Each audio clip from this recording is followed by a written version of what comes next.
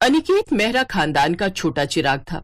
उसके बड़े भाई और भाभी की अरेंज मैरिज हुई थी, जबकि अनिकेत को अपने साथ कॉलेज में पढ़ने वाली हरियाणवी लड़की नैना से प्यार हो गया।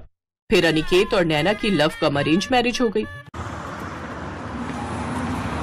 नैना की शादी से पहले सबको उसकी जेठानी अनुराधा और सास लता के हाथ का खाना पसंद आता था, लेकिन जब से नैना ब्याह कर मेहरा परिवार में आई, घर के सभी लोगों को सिर्फ और सिर्फ नैना के हाथ का खाना ही पसंद आता।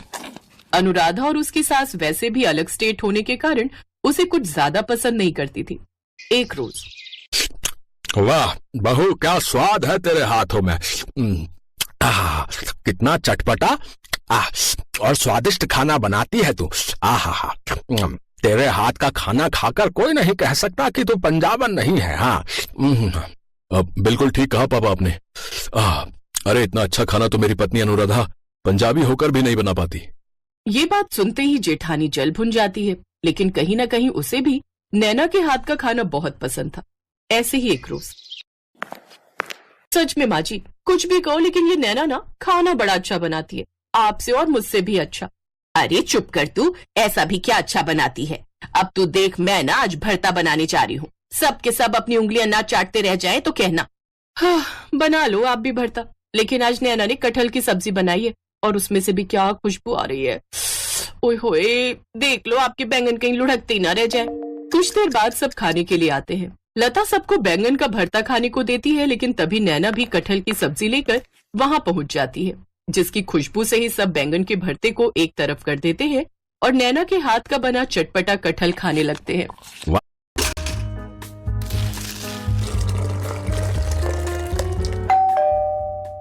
वाह बहू वाह, ये कटहल जरूर तुमने बनाया है। जी पापा जी। वाह नैना, तुम्हारे हाथों में तो जादू है जो किसी भी बोरिंग सब्जी को स्वादिष्ट बना देती हो। सब बिल्कुल ठीक कह रहे नैना, सच में मजा ही आ गया। सच में आप सबको पसंद आया? Thank you so much. सबने उसके बने हुए कटहल की खूब तारीफ की और वो कुछ ही देर में चट भी हो गया, लेकिन लता के भरते को किसी ने छुआ तक नहीं। रहने दो माँ जी, आपके बस की बात नहीं है उस नैना को हराना। अब आप देखो मैं कल कैसे सबके लिए पंजाबी छोले भटूरे बनाती हूँ और सबकी वाहवाही लूटती हूँ। अगले दिन अनुराधा छोले भटूरे बनाती है। अरे बड़ी बहू, अभी तक तेरे छोले भटूरे बने नहीं क्या? बस माँ जी कुछ देर और अब बढ़िया खाना बनेगा तो समय तो लगेगा ही ना। आप चक्कर बताओ कैसा बना है। वाह, बना तो काफी बढ़िया है। चल अब जल्दी से परोस दे। अनुराधा सबको छोले भटूरे परोसती है। सब खा ही रहे होते हैं कि तभी नैना मंदिर से आ जाती है। अरे ये क्या भाभी, आपने छोले भटूरे क्यों बना दिए? मैं तो सबके लिए पाव भाजी बनाकर गई थी, वो भी नींबू डालकर चटपटा सा। ये सुनते ही उन सबके हाथ वहीं रुक जाते हैं और वो नैना से पाव भाजी लाने की जिद करते हैं। नैना जैसे ही पाव भाजी लेकर आती है, सब उस पर झपट पड़ते हैं। अब अनुराधा के छोले भटूरे एक तरफ रख दिए जाते हैं और सब पाव भाजी खाने लगते हैं। अरे वाह, क्या खुशबू आ रही है।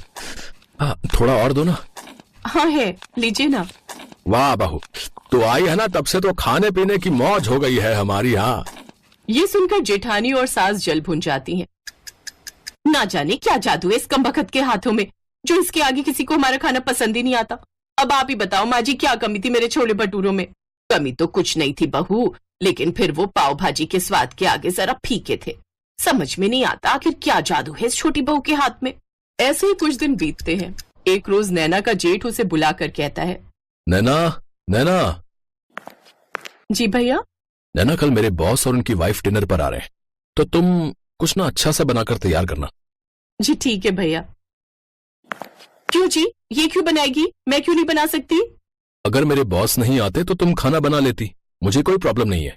लेकिन बात यह है कि मेरे बॉस और उनकी पत्नी खाने पर आ रहे हैं और ये मेरे प्रमोशन का सवाल है, इसलिए मैं कोई रिस्क नहीं ले सकता।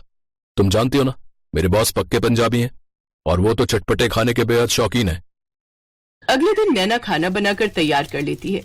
जेठ जी के बॉस अपनी पत्नी के साथ डिनर पर आते हैं तो सब उनका अच्छे से वेलकम करते हैं। कुछ देर बाद वो सब साथ में बैठकर डिनर करते हैं तो वो खाना खाकर तो बॉस बहुत ही खुश होते हैं। वाओ, क्या कमाल का खाना है। इतना अच्छा खाना तो मैंने बड़े से बड़े होटल में भी नहीं खाया। सचमुच बहुत ही लजीज और यमी खाना है। वाओ, तुम बहुत लकी हो शुभम, जो तुम्हारी वाइफ इतना टेस्टी खाना बना लेती है। अरे नहीं, ये खाना तो मेरे छोटे भाई की पत्नी नैना ने बनाया है। नैना हरियाणा से। और इनकी इंटरकास्ट मैरिज हुई थी, लेकिन खाना बनाने में इसका जवाब नहीं है।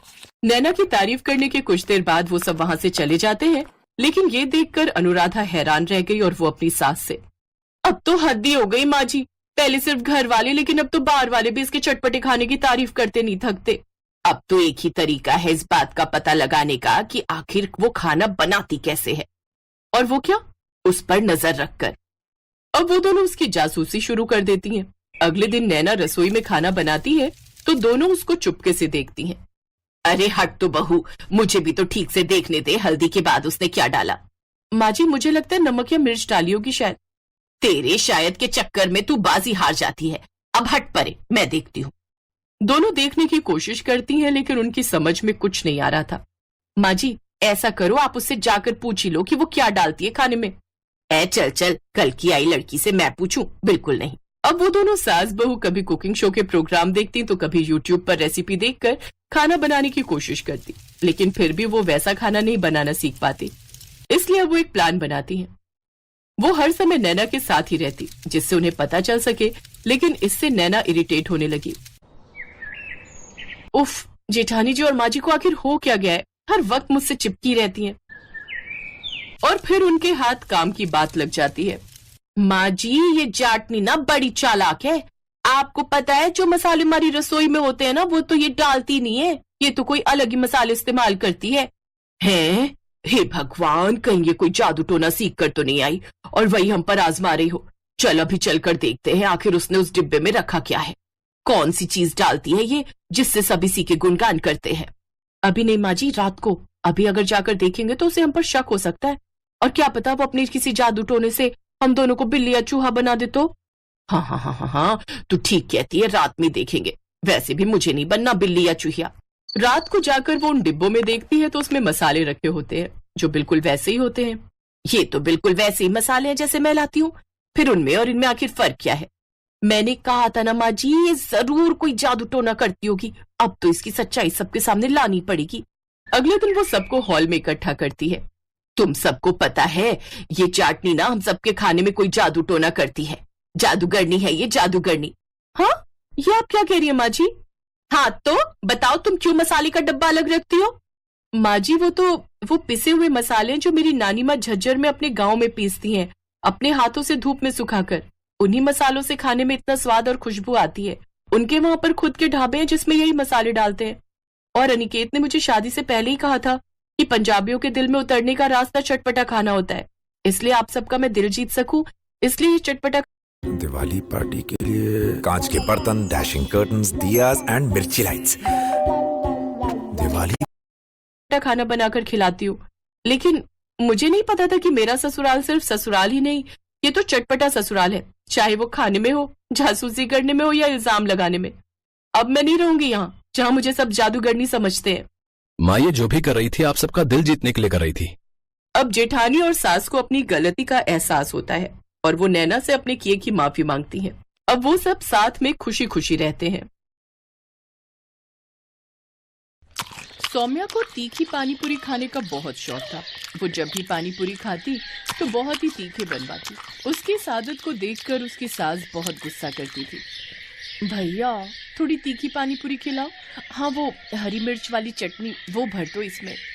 दीदी जी ये चटनी बहुत तेज मिर्च वाली है, आपसे खाई नहीं जाएगी, मैं तो ये जरा सा ही मिलाता हूँ। खिला दे भैया, हमारी बहू तीखे पानी पूरी ही खाती है, बहुत शौक है इसे मिर्च मसाले वाले तीखे पानी पूरी खाने का। हाँ अब है बढ़िया तीखा पानी। अब ऐसे ही रोजाना जब भी गली में पानी पूरी बेचने के लिए आओ तो मेरे लिए अलग से तीखे बनाना, ठीक है भैया? हाँ हाँ दीदी जी जरूर, अब से मैं याद रखूंगा।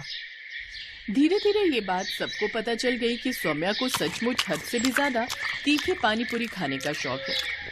एक दिन सौम्या एक फंक्शन में गई। वहां पर एक पानी पूरी वाले भैया सबको अपनी पानी पूरी खिला रहे थे, पर किसी को भी पानी पूरी का स्वाद नहीं आ रहा था। सौम्या भाभी अब आप ही अपने हिसाब से बढ़िया पानी पूरी तैयार करवाओ, भैया तो लग रहा है फीकी पानी पूरी खिला रहा है। अरे रहने दो शेफाली, अगर सौम्या ने पानी बनवाया ना तो तुम सब एक भी पानी पूरी नहीं खा पाओगी। सौम्या बहुत तीखी पानी पूरी खाती है और ये अपने हिसाब से ही पानी तैयार करवाएगी, फिर तुम्हारे साथ साथ आए हुए सभी मेहमान पानी पूरी खाने से रह जाएंगे।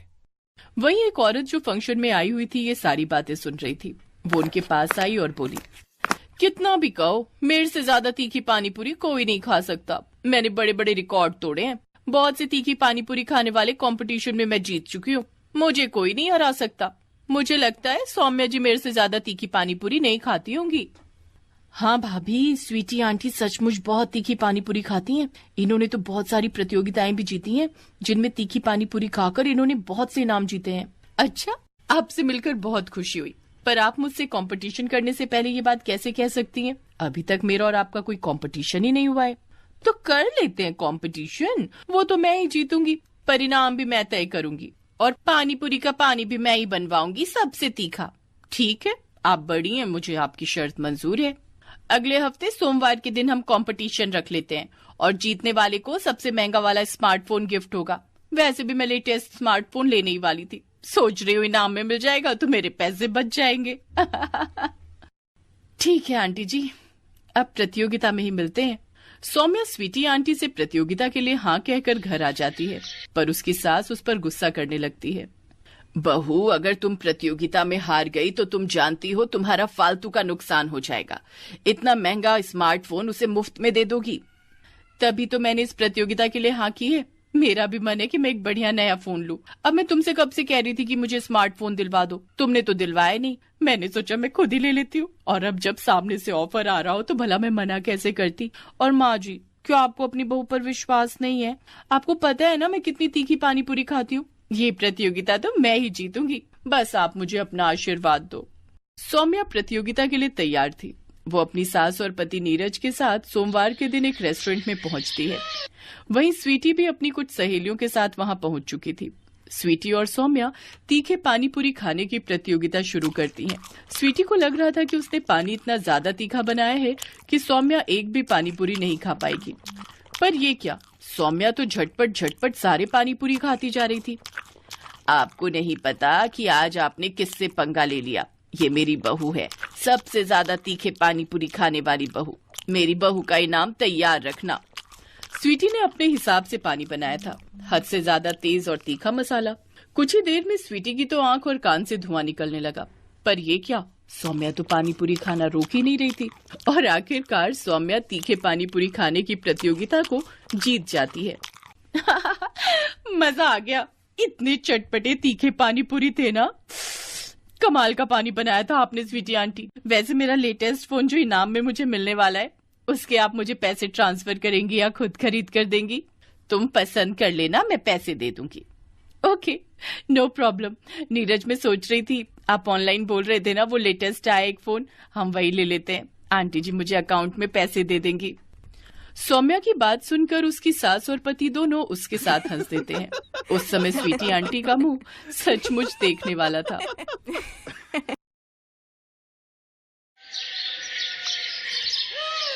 दुल्हन की तरह सजी धजी अनामिका अपनी बारात के आने का इंतजार कर रही थी कि तभी वो अपनी सहेली निधि से कहती है, निधि, मेरे लिए जल्दी से वो सब तीखा स्पेशल डिश ले आ जो मैंने अपने लिए बनवाई है।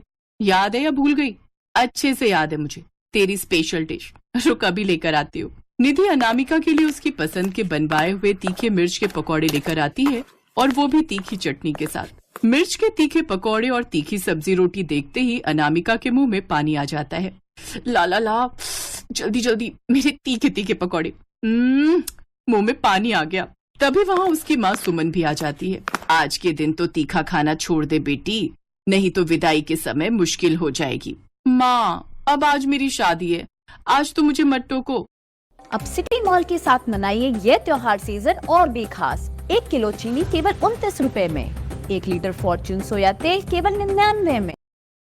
अच्छा ठीक है, आज खा ले, लेकिन ससुराल जाकर अब ये तीखा खाना और बनाना छोड़ दे।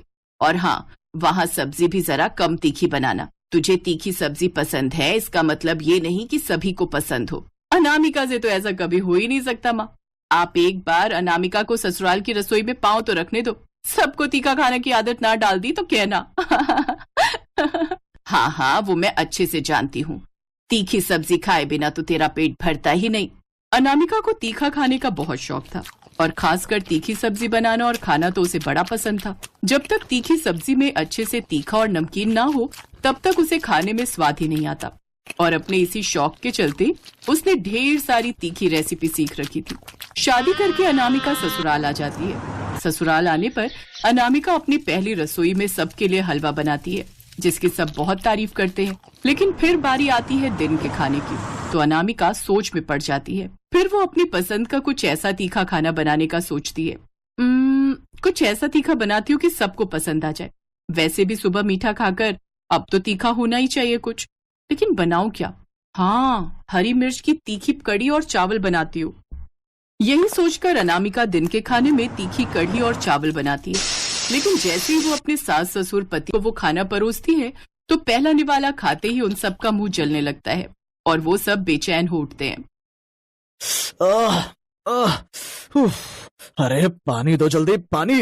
ओहो, अरे ये क्या बना दिया बहू। अरे विमला जल्दी से चीनी लाओ भाई, नहीं तो पल भर में ही सारा मुंह जल जाएगा।